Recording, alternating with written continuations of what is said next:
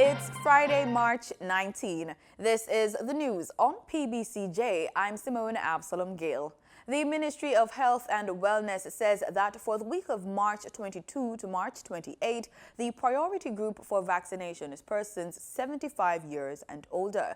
Effective 10 a.m. on March 22, 2021, persons from this group wishing to take the COVID-19 vaccine must make an appointment before going to a vaccination center.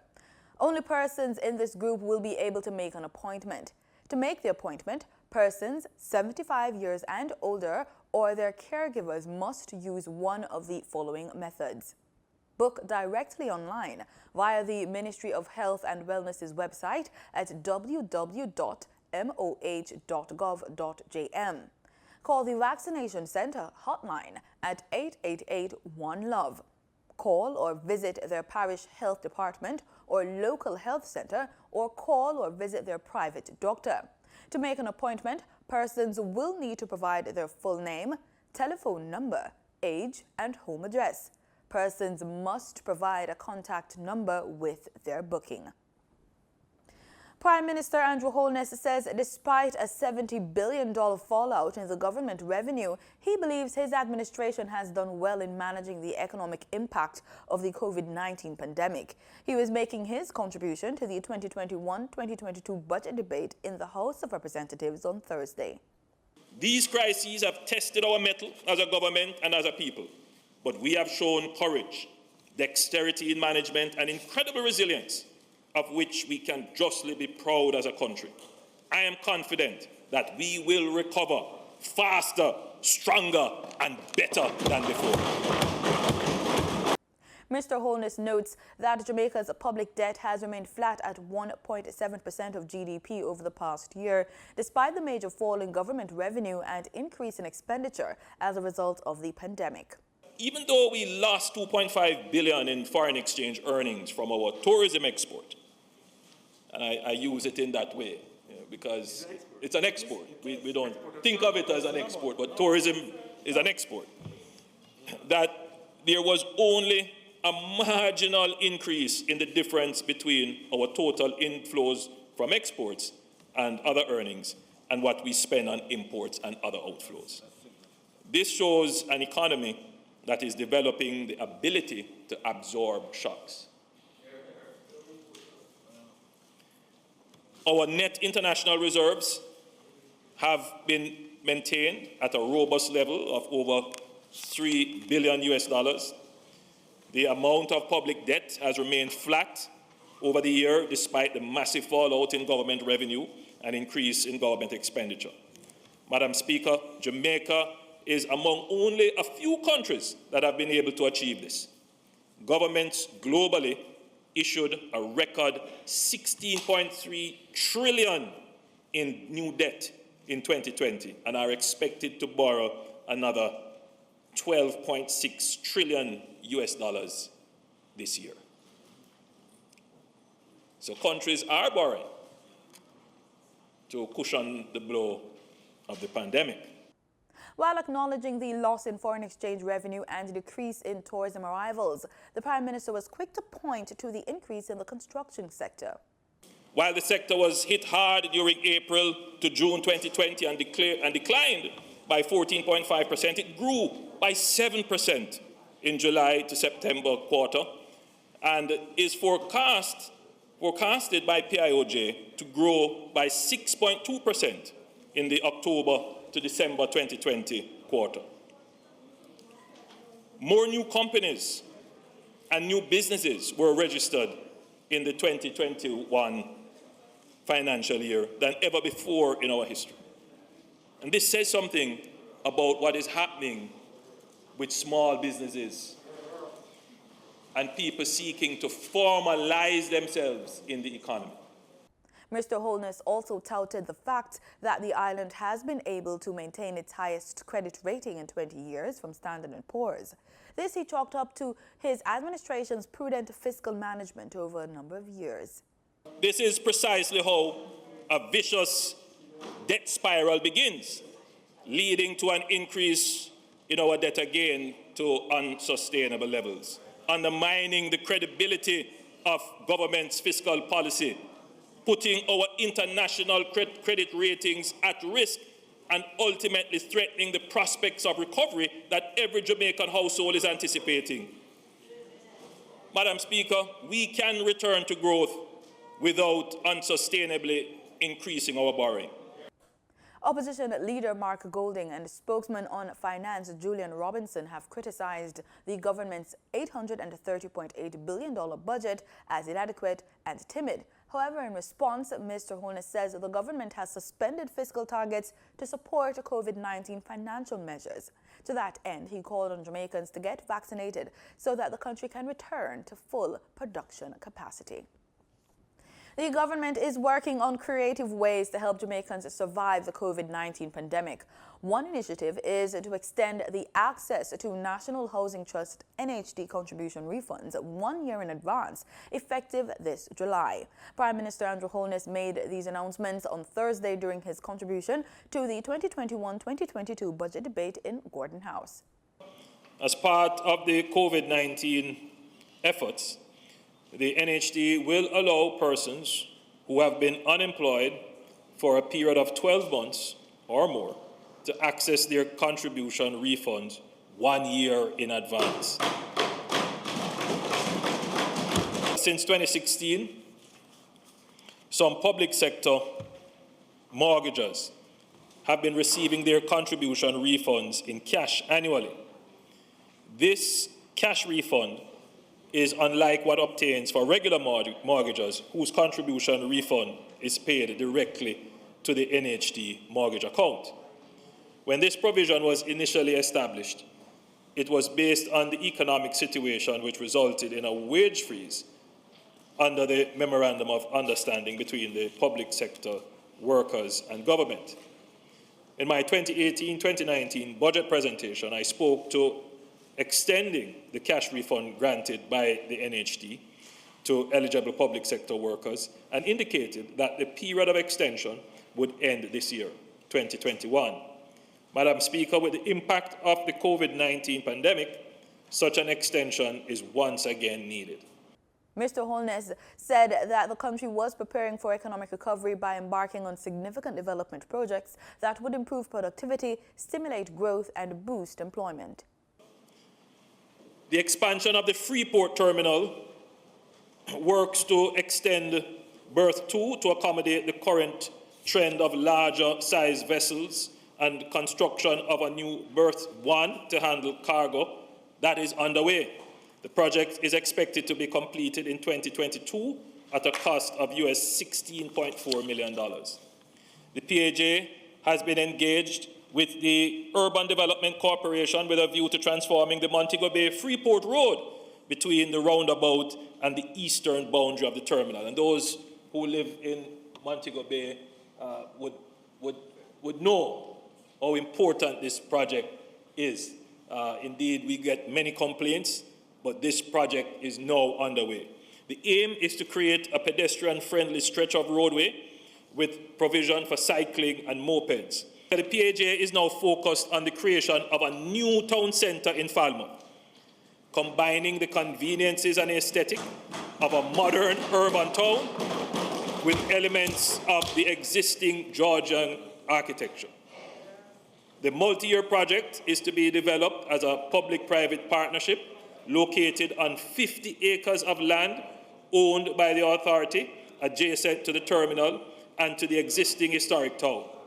The new town centre will feature modern mixed-use spaces, including commercial and housing facilities, a civic square, town commons, a promenade, mini parks, and a redeveloped dragline. And for those who don't know what the dragline is, it's a major drain, earth drain, that runs through the town, and it is problematic because I gather it is lower than sea level, and so sometimes it floods. So that will also be addressed. So the people of Falmouth in Trelawney knows that the government, even in the pandemic, is working for them.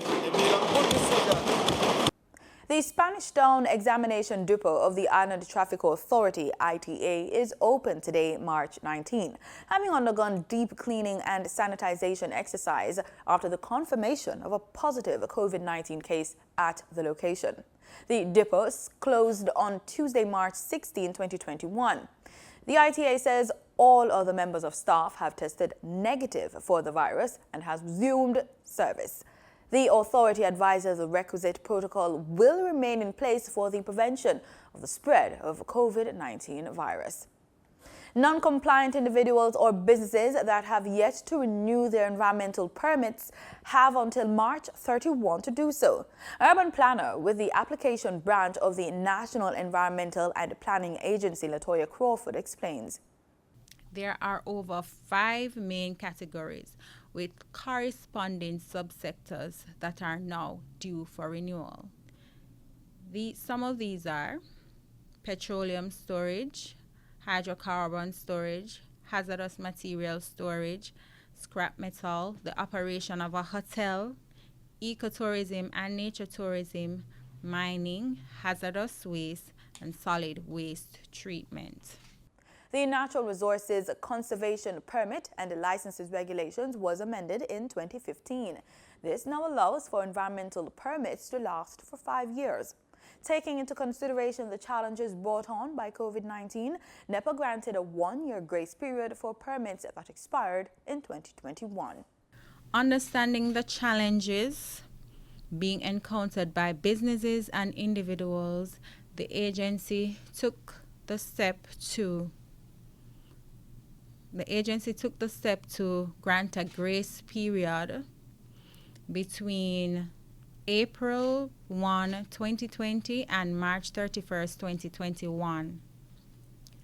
This would give permittees an opportunity to comply. We are encouraging these operators to ensure that their applications are within the agency by March 31st, 2021, right around the corner. In addition, all permits granted after April 1, 2015 now expire 5 years from the date of the granting of the permit. So we're also encouraging permittees who were granted permits before April 1, 2016 to ensure that they also come in to renew their permits. Ms. Crawford was speaking at a recent JIS think tank. Councillor for the Ferry Hill Division in Portland, Darren Wood, died on Thursday after testing positive for COVID-19. Mr. Wood was admitted to hospital on Wednesday. At the start of his budget presentation Thursday afternoon, Prime Minister Andrew Holness paid tribute to Mr. Wood. We give God thanks for sparing our lives through the unprecedented travails of 2020 for us to see this day.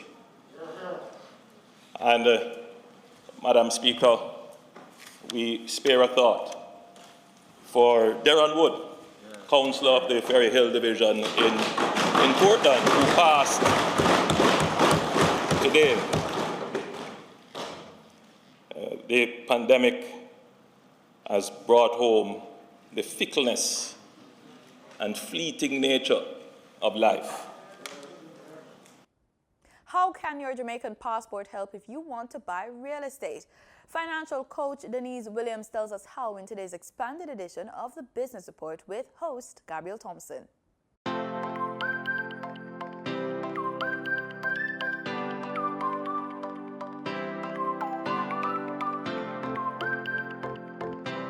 In Thursday's trading session, the JSE combined index declined by 975 points to close at under 400,000 units. Overall market activity resulted from trading in 89 stocks, of which 46 advanced, 30 declined, and 13 traded firm. The junior market index advanced by 18 points to close at under 3,000 units. Stocks advanced for 138 Student Living Jamaica, 1834 Investments Limited, and Access Financial Services Limited. Stocks declined for Caribbean Assurance Brokers Limited, Caribbean Cream Limited, and Caribbean Producers Jamaica Limited. Trading firm were Cargo Handlers Limited, Caribbean Flavors and Fragrances Limited, and Dolphin Cove Limited. Phosphorus Company Limited was the volume leader with 3.1 million units, followed by Wigton Wind Farm Limited ordinary shares with over 3 million units, and Sagicor Select Funds Limited Financial with 2.3 million units. In foreign exchange trading for Thursday, March 18, the US dollar ended trading at $146.54. The Canadian dollar sold for an average $117.37. The pound sterling traded for $203.43, and the euro ended trading at $176.70. Oil prices rose slightly on Friday in a volatile trading session following a big sell-off the previous day as a new wave of coronavirus infections across Europe triggered fresh lockdowns and dampened expectations of any imminent recovery in fuel demand. Brent crude oil futures gained 31 cents to $63.59 a barrel. West Texas Intermediate crude futures rose 37 cents to $60.37 a barrel.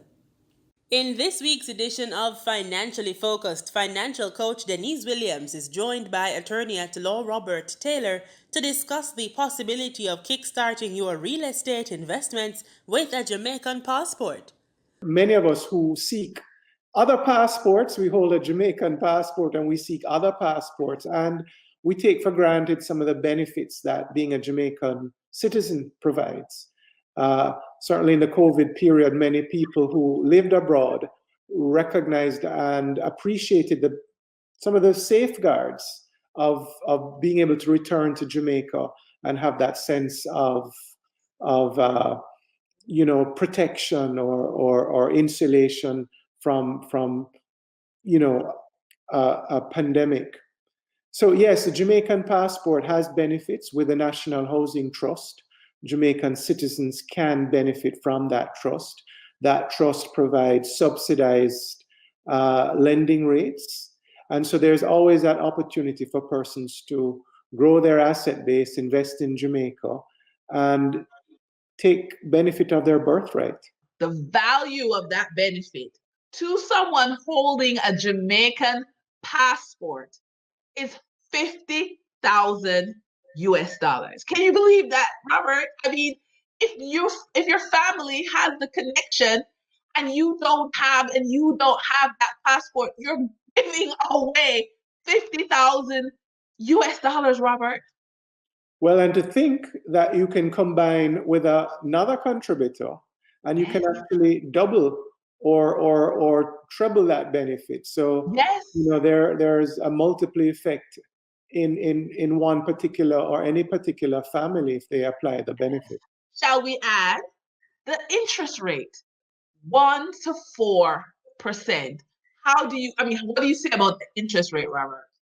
Well, with that low rate of interest, Denise, it gives any purchaser the opportunity to treat their asset as an investment, because the returns, more than likely over time would exceed the interest rate.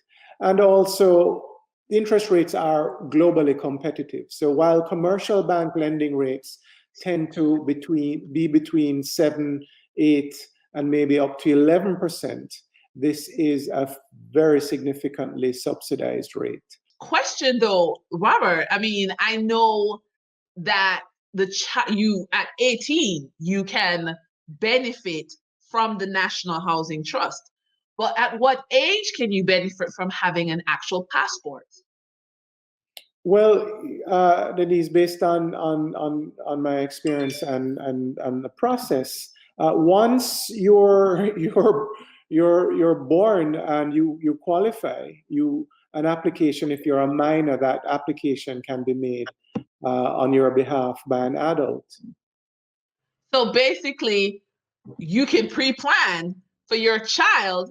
So if your parents are, again, we're using Jamaica as the case study, but this applies around the world. So if your parents are Jamaican, but your children are born in the UK, in Canada, wherever, you can also plan for your children to get this housing benefit as well as yourself by getting your child, even if they're not even 18, a Jamaican passport.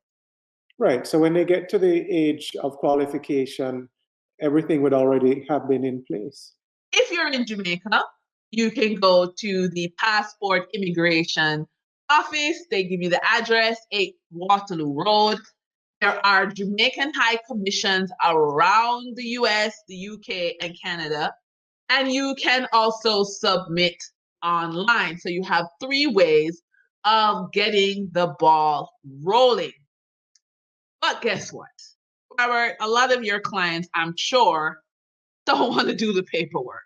So tell me, how do you engage an attorney? Because if your end goal is to buy property, don't you think it's at like the beginning of the process, you should probably engage an attorney? So what can Taylor Law do for someone who wants to buy property, wants the housing benefit as well? Well, Denise, what we would simply do is guide the process. The reality is, and this may seem unusual for many persons outside of Jamaica having to deal with Jamaica, is that PICA, the Passport and the Immigration Office, the website is very user-friendly.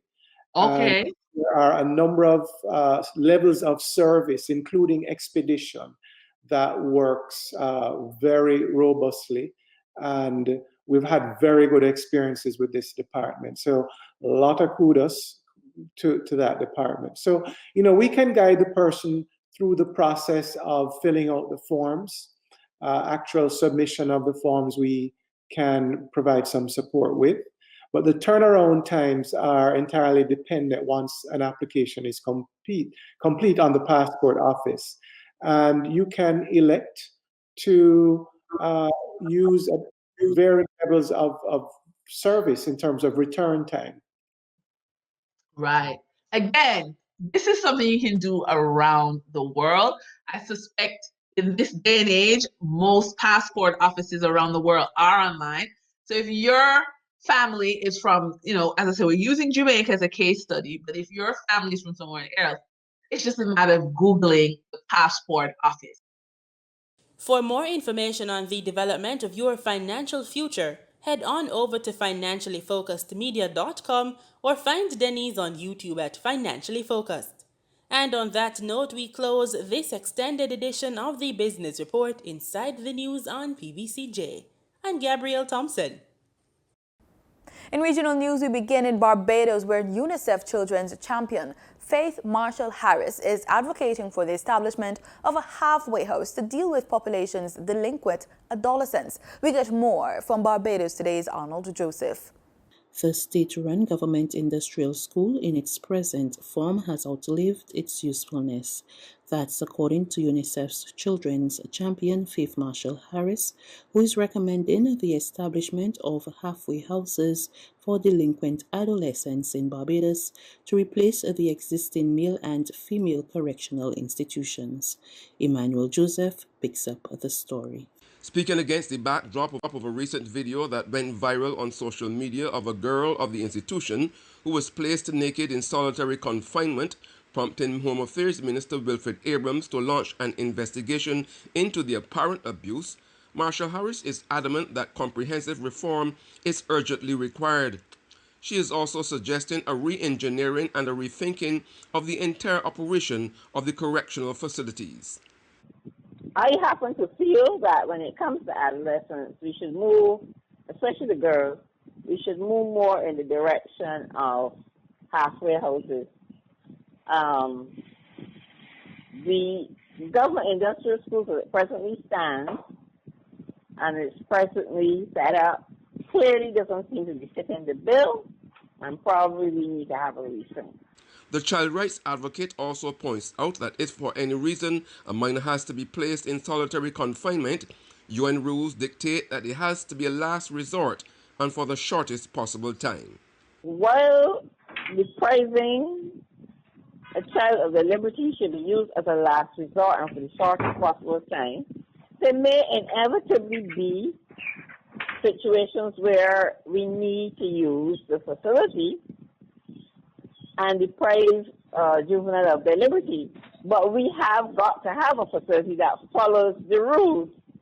And as I said, one of the major rules is that there should be no solitary confinement, but the rules also go on to say that where it is need to separate a child from others, then that person should be accompanied at all times by competent personnel.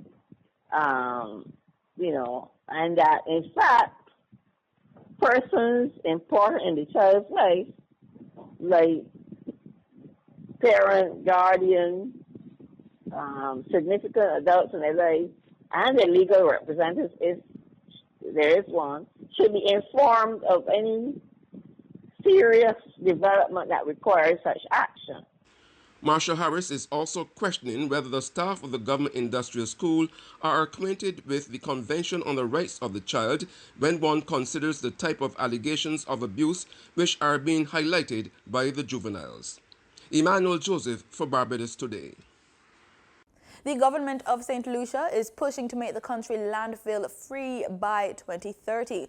One step to achieving this was the recent adoption of Pyrolysis unit for the Solid Waste Management Authority. Given the thrust towards St. Lucia's new waste management system, a policy decision was adopted to make St. Lucia landfill-free by 2030. The first phase towards achieving this included termination of landfilling at the Viewfort Solid Waste Management Facility in 2019, which was well beyond its operational limits.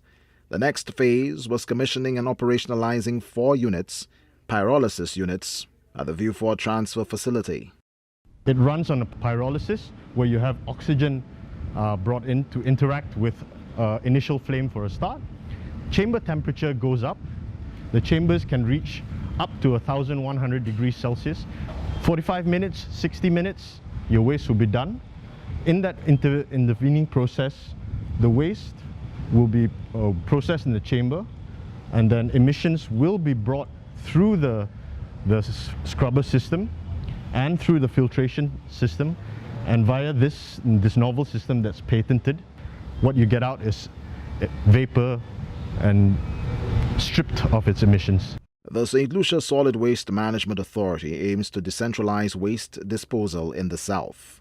The operating cost for one of those machines is estimated in the range of about 5,000 Eastern Caribbean dollars per month. That's with labor and electricity, water, and all of those things. On a yearly basis, even if it costs more than operating at the landfill, however, you don't ever need that battle of trying to find another 30 acres of land in the next 20 years.